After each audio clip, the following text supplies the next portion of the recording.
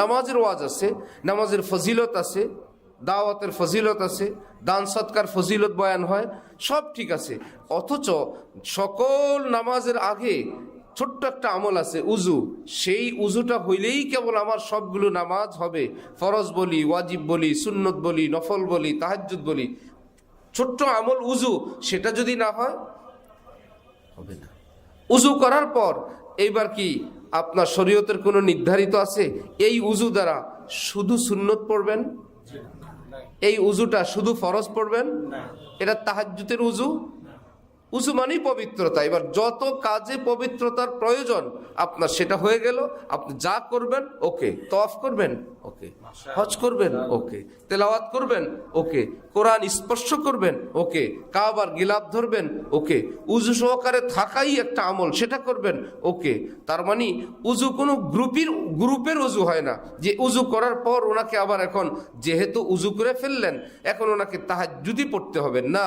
উজু হইল আপনার পবিত্রতা, পবিত্র হবার পর এবার আপনি যে আমল করেন সেটা আপনার ইচ্ছা। ঠিক তহারাতে বাতিনি, আত্মার পবিত্রতা, এটা এমন না আত্মার পবিত্রতা অর্জন করলে আমি তো মসজিদে পড়ে থাকতে হবে, আমি খানকায় চলে যাওয়া লাগবে, আমি মাদ্রাসায় থাকা লাগবে না। বিষয়টা এমন না। আমার আপনার ইসলামী জিন্দিগির সমস্ত আমল, উজু তো কিছু নির্ধারিত আমল, আর পুরা জীবনের সমস্ত আমল, দোয়া, দুরূদ, জিকির। একজন বলতেছে লা ইলাহা ইল্লাল্লাহ, উদ্দেশ্য পাশে একটা লোক আছে ওনাকে শোনানো আমি কত বড় বুজুর্গ। অথচ লা ইলাহা ইল্লাল্লাহর ওজন কতটুকুন? ৭ আসমান ৭ জমিন থেকেও ভারী একবার লা ইলাহা ইল্লাল্লাহ। কিন্তু মনে মনে যদি থাকে পাশের লোকটা জানুক আমি জিকিরওয়ালা মানুষ, তাহলে এই লা ইলাহা ইল্লাল্লাহ কি অত ওজন না? এটার জন্য তার পাপ, এই কালিমাই তার জন্য গুনাহ। বাহিরের কারণে না ভিতরের কারণে? ভিতরের কারণে। হাকিমুল উম্মত মাওলানা আশরাফ আলী থানভী বলেন, মেহমান আসছে বাসায়, বাড়িওয়ালা মেহমানকে জমজমের পানি দিবে। বাড়িওয়ালা আওয়াজ দিয়ে বলল স্ত্রীকে, দ্বিতীয় হজরটা দিও। কয়বার হজ করছে উনি? কমপক্ষে, নাহলে দ্বিতীয় আসলো কোত্থেকে? জমজম দোনোটাই ফ্রেশ, যে কোনো একটা দিলেই চলবে, কোনোটা কোনো আইব নেই। আর জমজমের পানি দীর্ঘদিন থাকলেও সমস্যা হয় না। যেটা মেশানো ছাড়া অরিজিনাল, সেটার মধ্যে কোনো শ্যাওলা ময়লা কিছুই হয় না, পড়েই থাকে একই পানি। এমন তো না যে এটা পুরান হয়ে নষ্ট হয়ে গেছে, গন্ধ হয়ে গেছে, না, এটা এইভাবেই থাকে। যত বছর রাখেন রাখেন। উনি যে বললেন যে দ্বিতীয় হজে জমজমটা দিও, উদ্দেশ্য কি মেহমানকে ভালো কিছু খাওয়ানো না 2 বার হজ শোনানো? হাকিমুল উম্মত মাওলানা আশরাফ আলী থানভী বলেন, এমন একটা ফায়ার করলো, এমন একটা হামলা করলো, 2 হামলায়, নিজের 1 হামলায় 2টা হজ একদম ব্রাশ ফায়ার করে দিল, শেষ করে দিল। আমি 2 বারের হাজি।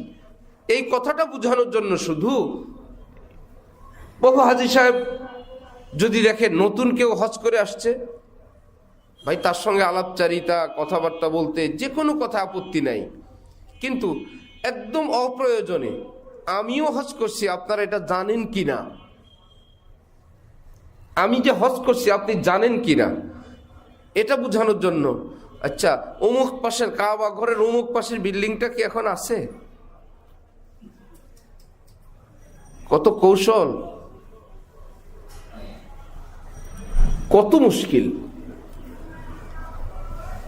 কি ব্যাপার? না, এটা তো ভেঙে ফেলছে। না, আমরা যখন গেছিলাম, এই তো কথা আসছে এবার, আমরা যখন গেছিলাম তখন তো এই ঘটনা। কিছু উর্দু ভাই, সেখানে তো সারা বছর কাজ চলে, প্রতিবার গেলেই দেখা যায় কিছু আছে নতুন, কিছু নতুন হইতেছে, আগেরটা ভাঙতেছে, সংস্কার হচ্ছে। ভাই তা আপনি গেলে বলেন আল্লাহ রহমতে আল্লাহ নিছিল, এটা বলেন আল্লাহ পাক নিছিলেন, আলহামদুলিল্লাহ।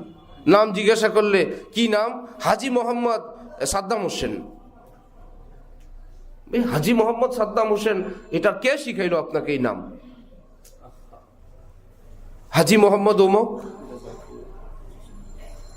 এতটা মানে মানুষ অসন্তুষ্ট হয় ওনার নামটা পুরাটা না বললে, ওনার নাম নাকি পুরাটা হাজি সহ, এবং বলে নাম পুরাটা বলেন, মানে আপনি আমার নাম অর্ধেক বলছেন। কি পুরা কি হাজি সহ বলার জন্য সেটা বলতে তো পারেন, আমাকে হাজি বলেন, বলে যে নাম পুরাটা বলেন। এই কথাটা কি আল্লাহর জন্য না দেখানোর জন্য?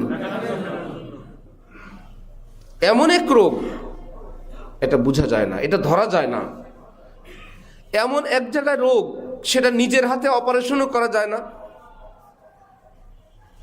যত বড় সার্জন ডাক্তার নিজের ব্রেন অপারেশন নিজে পারবেন? ওপেন হার্ট সার্জারি পারবেন? অর্থাৎ উনি সার্জন পারবেন না। এই জন্য আল্লাহ পাক নবীজিকে বললেন ওয়ায়ুযাক্কিহিম, আপনি এদের অপারেশন করবেন। এটা বলেন নাই আপনি তাদেরকে বলে দেন তারা যেন নিজের অপারেশন নিজে করে নেয়।